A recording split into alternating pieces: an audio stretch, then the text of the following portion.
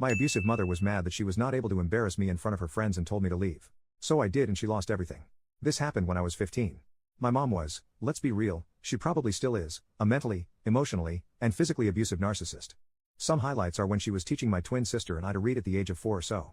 It was around 2 a.m. and my sister was having trouble learning, so my mother's solution was to beat her with a sandal every time she got a flashcard wrong. Same thing happened when my mother had me transcribe an essay she had written to my handwriting when I was 7.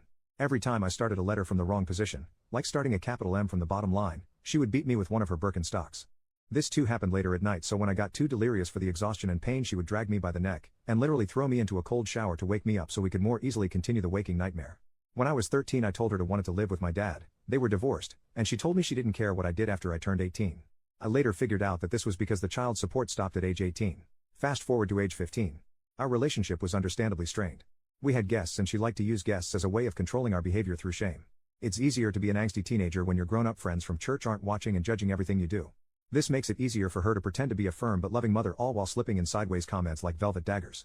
Well, I decided I wasn't going to subject myself to the whole thing and spent the day outside in the woods nearby.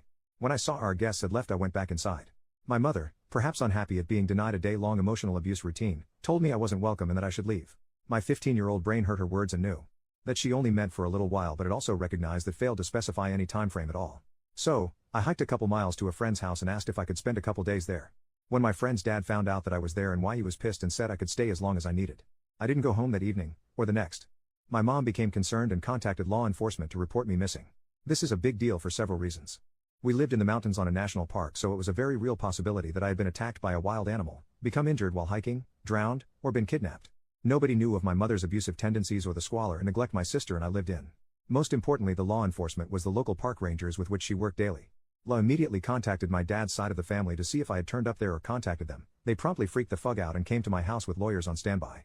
La then hired dogs to track my scent, and then everyone freaked out because the dogs tracked me to a nearby river where my trail died because the dogs couldn't pick up any more scent.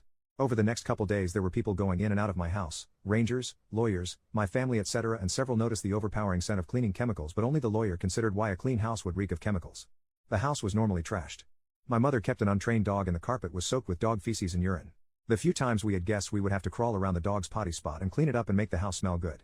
My mom freaked out when she realized that rangers and CPS might come round.